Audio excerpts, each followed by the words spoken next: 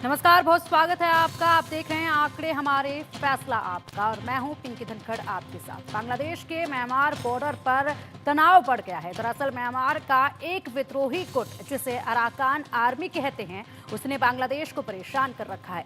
Arakan army Bangladesh की सीमा तक आ गई है और उसने कुछ इलाकों पर कब्जा कर लिया है। जिस तेजी के साथ अराकान आर्मी बांग्लादेश के इलाकों पर कब्जा कर रही है, उससे सवाल खड़े होने लगे हैं, कहीं मोहम्मद यूनिस का हाल भी राष्ट्रपति असद जैसा ना हो जाए, उन्हें बांग्लादेश छोड़कर ना भागना पड़ जाए। और चलिए, इसी को लेकर एक सर्वे किया गया। सर्वे में जो आंकड़े सामने आए हैं वो वाकई में हैरान कर देने वाले हैं। सर्वे के सवाल हम आपको सबसे पहले बताते हैं। क्या अराकान आर्मी बांग्लादेश के लिए भस्मासुर बन गई है? इसमें जवाब दिया गया है हाँ पर 78% लोगों ने सहमति जताई और 20% लोगों ने नहीं कहा है इसमें, और 2% लोगों ने कहा है कि कुछ कहा नहीं जा सकता है। इसके साथ ही अगले अगर सवाल की हम बात करें तो इसमें भी कई महत्वपूर्ण आंकड़ों के जरिए कयास लगाए जा सकते हैं। भारत के साथ बढ़ती दूरी का असर बांग्लादेश की आंतरिक और बाहरी सुरक्षा पर भी अब पड़ रहा है। इसका जवाब जो मिला, जिस तरीके से सर्वे में आंकड़े सामने आए हैं, उसमें 81% लोगों ने हाँ में जवाब दिया है और 15% लोगों ने नहीं में जवाब दिया है और 4% लोगों का कहना है कह नहीं सकते। यानी कि सोचिएगा जरा, 81% लोग मान रहे हैं कि हाँ, जिस तरीके से तल्खी बढ़ी है बांग्लादेश और भारत के बीच में, उसका असर ये नजर आ रहा है। जिस तरीके से हमला अब सीमाओं पर भी हो रहा है, जैसे तहरीके तालिबान पाकिस्तान मौत बन गया है, वैसे ही अराकान आर्मी बांग्लादेश को बर्बाद कर देगी क्या? इसके जवाब में जो आंकड़े आए वो भी हैरान करने वाले। 65% लोगों का कहना है हाँ और 31% लोगों का जवाब है नहीं, और वहीं 4% लोगों ने कहा है कि इस पर कुछ कहा नहीं जा सकता है।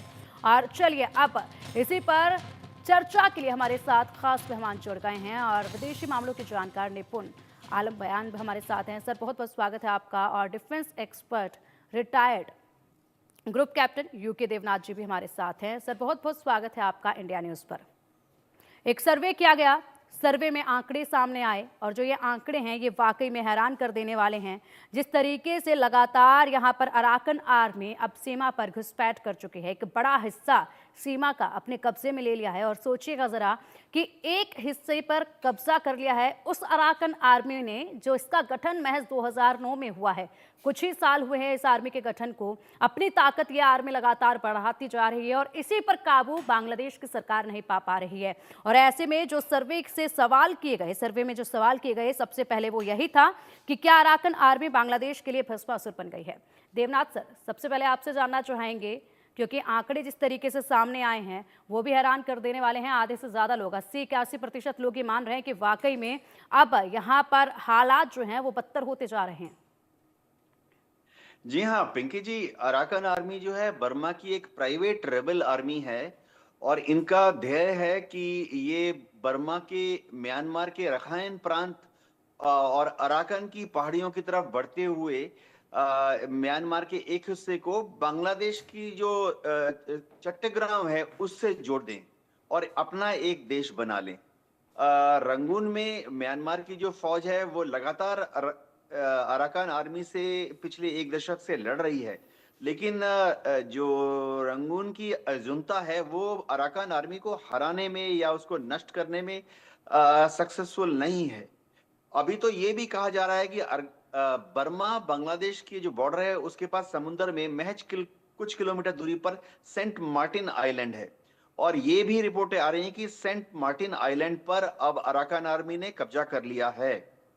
हम मैं दर्शकों को भी याद दिला दूं कि ये सेंट मार्टिन आइलैंड वही है जिसके ऊपर आज से 6 महीने पहले शेख हसीना ने कहा था कि अमेरिका, यानी एक सफेद आदमी, अ वाइट मैन, यानी अमेरिका ने बांग्लादेश की शेख हसीना सरकार से पेशकश की थी कि वह सेंट मार्टिन आइलैंड जो है वो हैंडओवर कर दें अमेरिका को, क्योंकि अमेरिका वहां पर अपना एक बेस बनाना चाहता है जहां से वो चीन के ऊपर और शायद भारत के ऊपर भी निगाह रखना चाहता है।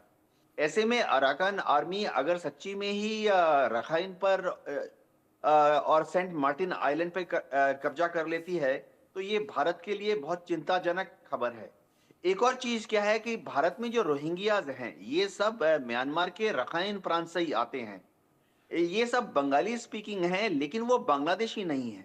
तो अगर अराकान आर्मी ने रखाइन पर कब्जा कर लिया है, तो हो सकता है कि एक और रिफ्यूजी लहर रोहिंग्यास की चालू हो जाएगी, जो कि बांग्लादेश में आएंगे और बांग्लादेश से आस्ते-आस्ते घुसपैठ करके भारत में घुस आएंगे। तो भारत के लिए ये सब खबरें बहुत ही चिंताजनक है। जी, पिंकी जी।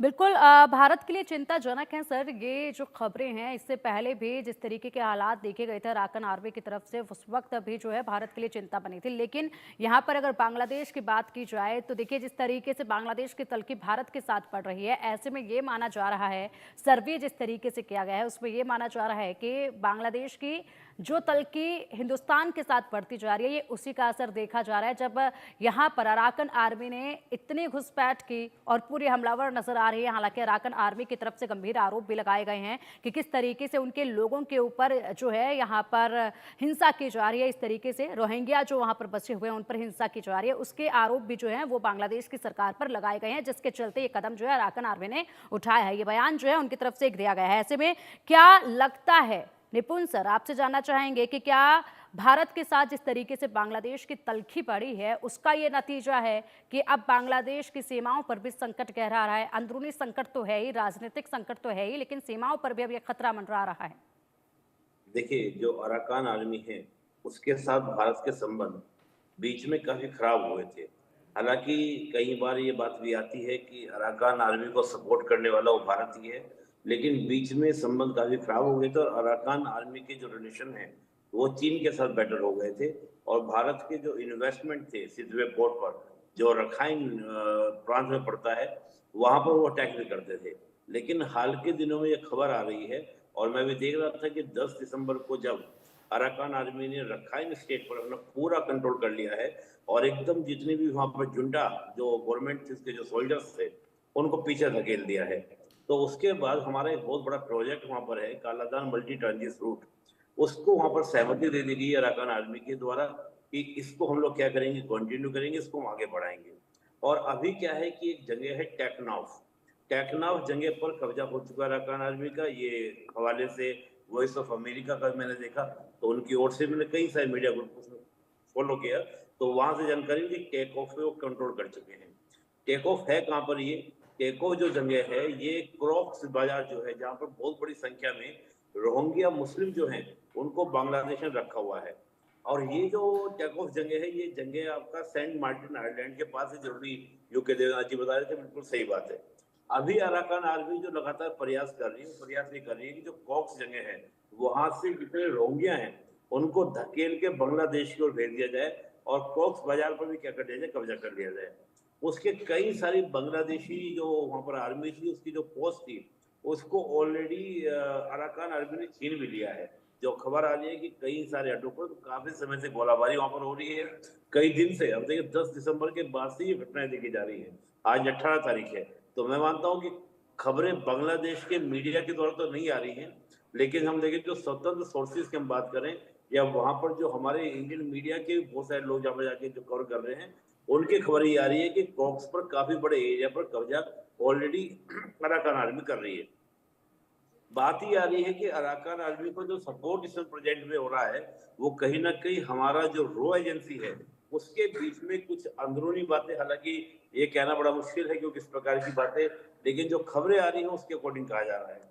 तो मैं कहीं ना कहीं मान रहा हूं कि अगर अराकान आर्मी ये कहती है, ऑफिशियली ये कह रही है कि हम भारत के साथ कालादार मल्टी ट्रांजिट रूट को आगे बढ़ाएंगे, तो इसका मतलब कहीं ना कहीं भारत और अराकान आर्मी के संबंध सुधरे हैं और हो सकता है एक दबाव, प्रेशर अराकान आर्मी की ओर से बांग्लादेश की सरकार के ऊपर डाला जा रहा हो। तो ये जो उनका स्टेटमेंट ये कहना कालादार मल्टी ट्रांजिट का, तो उससे कहीं ना कहीं संदेह उत्पन्न जरूर हो रहा है कि कहीं ना कहीं ये निश्चित है कि जो अमेरिका की योजना थी सेंट मार्टिन आइलैंड को लेकर, म्यांमार के काफी बड़े एरिया को लेकर, बांग्लादेश के एरिया को लेकर, तो मुझे लग रहा है कि वो जो सपना, जो बात शेख हसीना जी ने बहुत पहले बोल दी थी, वो कहीं ना कहीं आज पूरा होता हुआ दिख रहा है।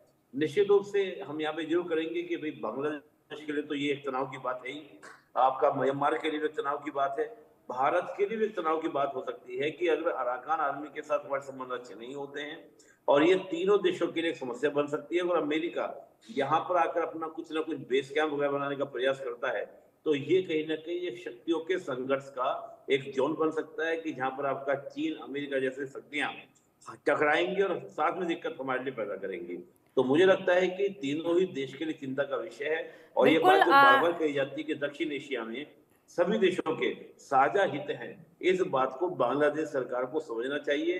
तभी यहाँ के प्रॉब्लम्स का सॉल्यूशन होगा। नहीं तो कोई महाशक्ति आगे बैठेंगी तो सभी के लिए, इस पूरे क्षेत्र के लिए शांति को खतरा है। बिल्कुल निपुण सर, यहाँ पर बीच में आपने एक आधी अधूरी बात में काफ़ी कुछ यहाँ पर स्पष्ट कर दिया है। जिस तरीके से आपने कहा कि अराकन आर्मी और भारतीयों के भारत के साथ जो है रिश्ते कहीं ना कहीं सुधरने की दिशा में नजर आ रहे हैं, और ऐसे में भारत को जरूर कदम उठाना चाहिए। जिस तरीके से रखाइन प्रांत में अभी संकट गहरा रहा है, उसको लेकर रणनीति जो है बनानी होगी ताकि रणनीतिक प्रयोजनों को सुरक्षित वहां पर रखा जा सके। लेकिन इसी के साथ आपने कहा है कि भारत के और यहाँ पर आर्मी के जिस तरीके से संबंध सुधर रहे हैं, इसका दबाव जो है वो बांग्लादेश पर पड़ रहा है और बांग्लादेश पर ये दबाव बनाया जा रहा है। लेकिन अगर बात की जाए तो हमेशा से ही 2009 में ही इस आर्मी का गठन हुआ है, काफ़ी तेजी के साथ इसने अपनी ताकत बढ़ाई है। और ऐसे में अगर बात की जाए तो फंडिंग को लेकर हमेशा ही उंगलियां उठती रही हैं कि अराकन आर्मी को जो फंडिंग की जाती है वो चीन की तरफ से आती है। उसका एंगल किस तरीके से आप इसमें देखते हैं, ये बताइएगा। और साथ ही साथ किस तरीके से चीन यहाँ पर सपोर्ट कर रहा है? क्या चीन दोहरी राजनीति यहाँ पर अपना रहा है कि बांग्लादेश के साथ और अराकन आर्मी के साथ? देखिए, अराकान आर्मी की जब हम बात करते हैं तो अराकान आर्मी की जो शुरुआत की जाती है, जिस प्रकार से एक रिपोर्ट इंटरनेशनली चलती है कि अराकान आर्मी के संबंध स्टार्टिंग में भारत से बहुत अच्छे रहे और भारत को हर तरीके से अराकान आर्मी ने सपोर्ट किया। और अराकान आर्मी ने हमेशा भारत के पक्ष में अपने जो स्टेटमेंट स्टार्टिंग में, देखिए 2009 की जब हम बात कर रहे हैं तो स्टार्टिंग में आए। लेकिन बीच में क्या हुआ कि चीन के प्रभाव के बाद और जब हमारे संबंध सुधरते हैं किससे, जुंटा गवर्नमेंट से। देखिए, हमारे संबंध 90 तक तो बिल्कुल भी नहीं थे म्यांमार से अच्छे, हम जुंटा गवर्नमेंट से बातचीत नहीं करते थे। 90 के बाद जब धीरे धीरे हमारे संबंध बेटर होने से जुंटा गवर्नमेंट से, तो जुंटा गवर्नमेंट का संबंध बेटर होने के कारण अराकान से हमारे संबंध क्या हुए, आर्मी से संबंध खराब हुए। उस समय अराकान आर्मी और चीन के संबंध बेटर बने। लेकिन जब हम देखते हैं प्रेजेंट का जो सिनेरियो बदला, जिस प्रकार से शेख हसीना वहां से आई और आने के बाद जिस प्रकार के सिनेरियो बदले हैं, तो ऐसे हालात में अंतरराष्ट्रीय ठीक है, संबंधों में एक बात कही जाती है कि यहाँ कोई भी स्थायी नहीं होता है। ठीक है। जो कल तक शत्रु था वो आज आपका मित्र भी हो सकता है। बिल्कुल सर, आते हैं आपके पास। और फिलहाल जो सर्वे किया गया है उससे